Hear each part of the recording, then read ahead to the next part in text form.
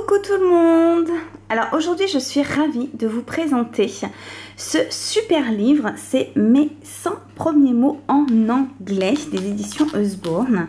Alors c'est vrai que c'est dès tout petit qu'il faut apprendre l'anglais aux enfants. Alors il n'y a pas de restriction d'âge, moi je dirais qu'à partir de 4-5 ans c'est plutôt pas mal de commencer déjà à leur donner des sons, enfin une phonétique. Parce que ce sont des éponges, quand ils sont petits comme ça, ils retiennent tout quoi. Et puis en fait, ce livre il est ultra coloré et il parle aux enfants. Parce que vraiment, on voit que là, ce sont les animaux qu'ils ont l'habitude de voir dans tous leurs livres, d'apprendre des tout petits. Le lion, le tigre, le serpent, l'ours. Et c'est nous en tant que parents qui sommes là pour les guider, c'est-à-dire le zèbre, c'est zébra, le tigre, tiger, etc. Donc la phonétique ça prendra bien plus tard, hein, l'accent, etc. Mais déjà s'ils ont cette mécanique de savoir que la voiture qu'ils prennent avec papa-maman c'est car, etc., etc. Ça va rentrer tout seul, je vous assure. Moi Chippy a 5 ans et demi et on l'a lu plusieurs fois. En plus c'est dynamique parce que voilà, là on est au parc. Donc elle comprend que le parc c'est aussi parc en anglais, etc. Elle a des petits animaux qu'elle aime beaucoup, le chien, le chat, l'écureuil, l'abeille. Et le fait qu'elle apprenne ces mots en anglais, c'est un peu un jeu pour elle. Donc on a aussi appris les couleurs avec ces jolis oiseaux. Et elle a très bien retenu le vert, le green, le vert, le yellow, le jaune, l'orange, c'est orange. Et elle a retenu aussi blue parce qu'effectivement elle regarde un dessin animé où il y a un petit oiseau bleu qui s'appelle Blue.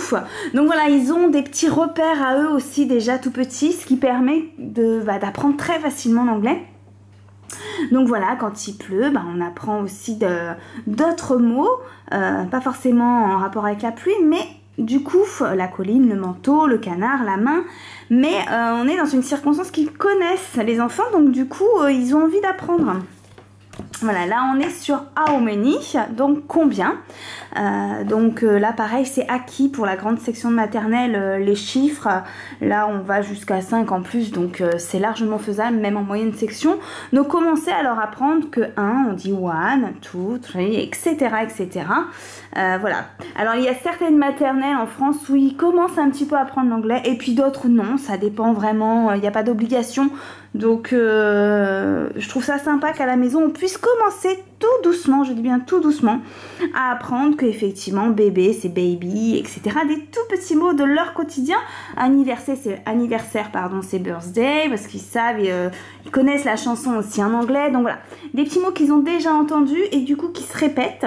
Donc là on est sur les animaux de la ferme et les animaux en règle générale. Voilà, et là on est sur le bonne nuit, donc voilà, des images aussi qui sont assez joliment illustrées et colorées, qui leur parlent tout simplement. Donc on a le lit, la lampe, le réveil, le tapis, les chaussettes, le lait, les étoiles. Voilà, il est très bien fait. Il n'a pas beaucoup de pages justement pour pas alourdir le cerveau de nos enfants. C'est vraiment juste un premier apprentissage, donc il y a 100 mots. Comme le titre l'indique, donc c'est un premier apprentissage pour apprendre l'anglais tout doucement avec nos enfants surtout, et je trouve ça sympa, passer un joli moment d'apprentissage en s'amusant. Voilà, je vous embrasse très fort et je vous conseille vraiment ce livre.